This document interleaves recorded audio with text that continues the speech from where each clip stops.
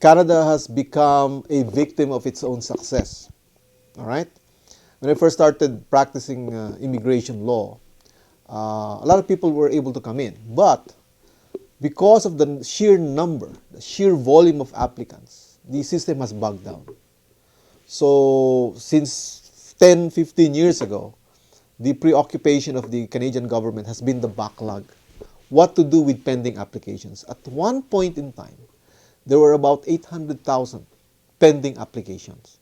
And that 800,000 could easily translate into 2.5 million persons waiting to get into Canada, because you're not only talking about the applicants, you're also talking about their families. Okay? So the preoccupation with the backlog has been the driving force. So what has the government done?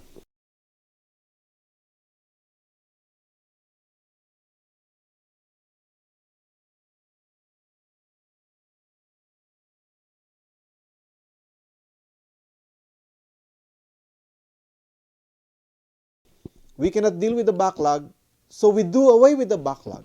So they said, any application before 2008, talking about federal skilled workers, any application filed before 2008, we are going to refuse.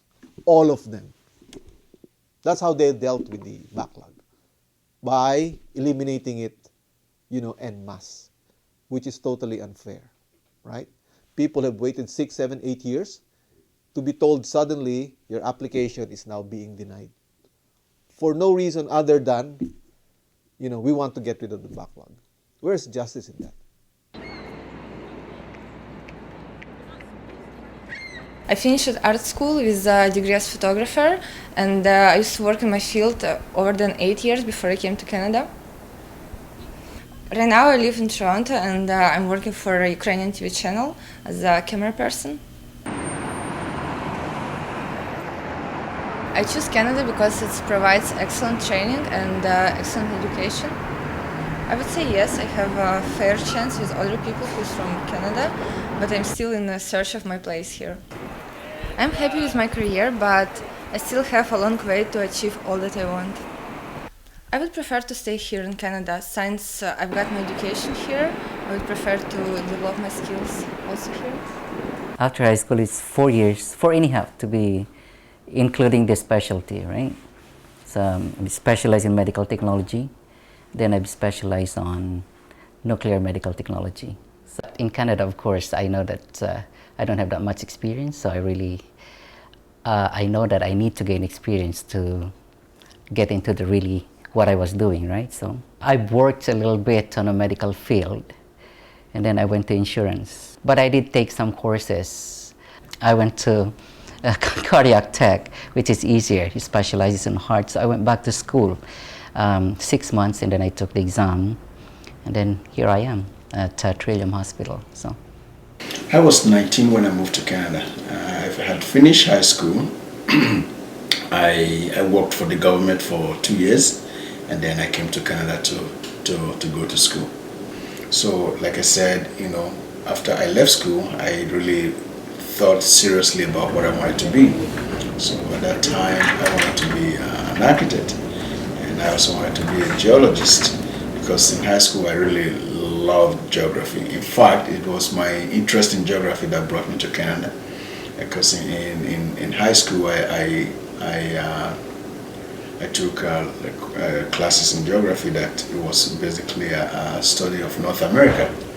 And I just pictured Canada as a very beautiful country to be, and so when I had the opportunity to want to study overseas, I chose Canada. It began to evolve as you saw other kids your age dreaming of being engineers, teachers, doctors, and those were the traditional professions that we saw around us. So obviously we wanted to be like the people we see around us, mostly teachers. When I got to Canada, the idea of studying architecture, grew again. So I started studying architecture in college. I wanted to continue after college. I went to university and I applied to some programs in the States, and I was accepted. But because of financial issues, I had to go to programs that are not that expensive. and they weren't that demanding. That's how I ended up in planning. I traveled to the States frequently because I had a sister there, and so I always went there for vacation. And then in those days, I was able to get jobs to do in the States. So I had to work in the summer to fund my education in Canada. Wow. So that's how I ended up in the States. And then at that time too, some of the southern part of the United States, the cost of going to school was a lot cheaper. And then you have the opportunity to work. So that was the attraction for me going to the States. You know, America is always, they had a robust economy, and they had an underground economy that allowed foreigners to work. Unlike Canada, you know, when we came to Canada, probably your parents would have told you that too. When I came as a student, you were not allowed to work at all. Yes, not at all. So only recently they've changed it so that as a foreigner you can get a job in your school and later on work outside. But at that time, there was no opportunity to work. So usually right after April, school ended in April, I'll go to the States for those period of time, get a job, come back. It was called Architecture Technology. I went to St. Clair College in Windsor, Ontario. That was where I went at first. And then I studied education at University of Manitoba. And then I left. I went to Dalhousie University. So that's where I got a graduate degree in planning. Once I graduated, I got interviewed even before I defended my thesis. I got an interview and got a job, just like that.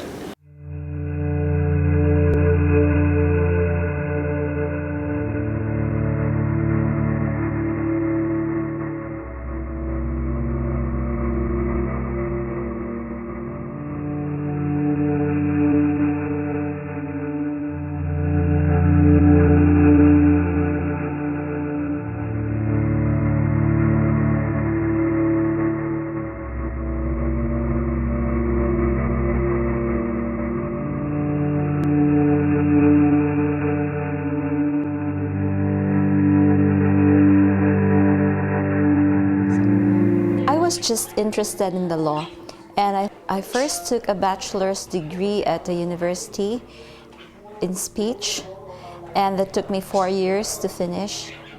And then I took up a law course for another 4 years before I took the bar and I became a lawyer. All in all, it took me 8 years. We thought that it would be a good place for our family. We had heard that there were a lot of opportunities for development of our careers and as well for the education of our children. I had high hopes that I would be able to quickly integrate into the workforce, that I would find a job. This is difficult because I could not point out the area where I could fit in. And on the other hand, if I would apply for jobs which I thought back home were simple and easy, I would just not be considered for the position. I don't know if it was because of my age or if it was because of my educational credentials. I see myself working in an office, helping other people in ways that I used to do. So I have considered going back to school, but I have to be realistic about the whole thing. It would be a bit too late in the day for me to pursue a law career in Canada again. I mean, I'm getting on in years. I don't know that many people here, so it doesn't seem to be a very viable alternative. So lately, I have been thinking of going back to college. I would say we have survival jobs at present. And maybe right now we don't have too much of a choice, right? We have bills to pay, the rent to pay. A few days after I first attended, I got a call. The caller said she had a job prospect for me, so I was really very excited. And then it turns out that one of the members of the church wanted to hire me as a nanny for her kids. So that was a bit of a shock for me. That's the way it turned out. But of course I didn't take the job because first of all I didn't think I was qualified to be a nanny. But that's the way it was. Like you see this newcomer and you want her to suddenly morph into a nanny for your kids. It was so tough to get a job. Way back then, and that was in 1973 when I came. There was no job available for us, and we were looking, applying in the hospitals, and they were asking for Canadian experience, and we just came from the Philippines. And how could you have an experience if you just fresh from being in a different soil, right, and a different land, and it is not easy. You are an immigrant coming into Canada and you want to continue with the profession that you started with in your country of origin, then you're left with no option but to comply with the recertification or requalification rules of Canada. If you're a doctor, then you'll have to, I guess, comply with the requalification requirements of the specific province where you intend to reside. Ontario, for example, requires that you undergo further training and examination. So with nurses, medical technologists, architects, engineers, it's inevitable because Canada, again, has different standards than the countries of origin of many of these immigrants.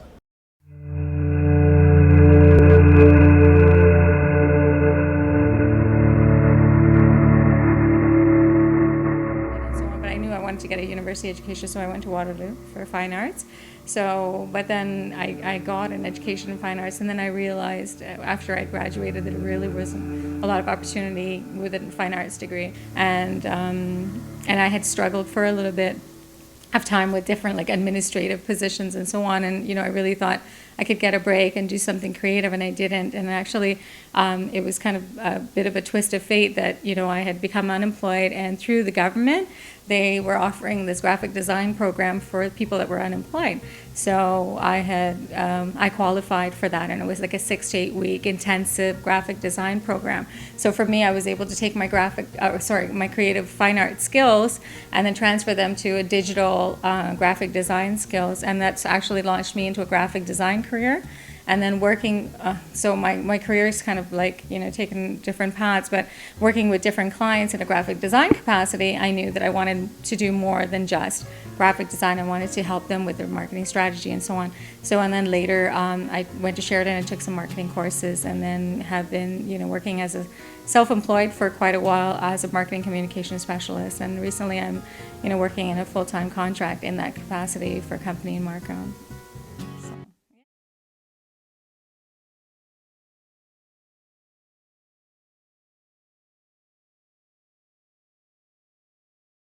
The programs can help, certainly. I think the mentorship program is really good, but overall is the economic circle that actually determines how quickly immigrants can get assimilated.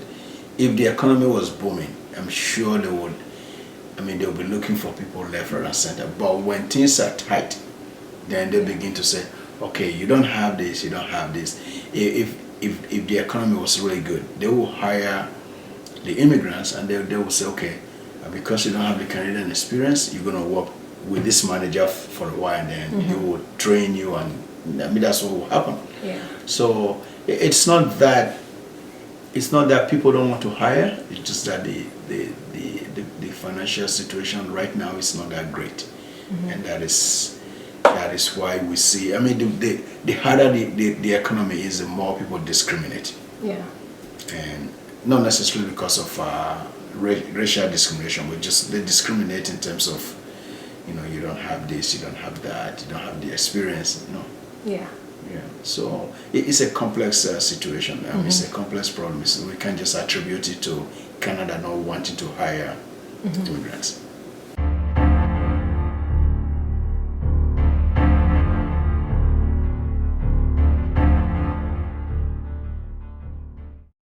I don't think our system is helping, because the workforce, the world is changed since we went to school and graduated, and our system here hasn't changed to accommodate the world changes.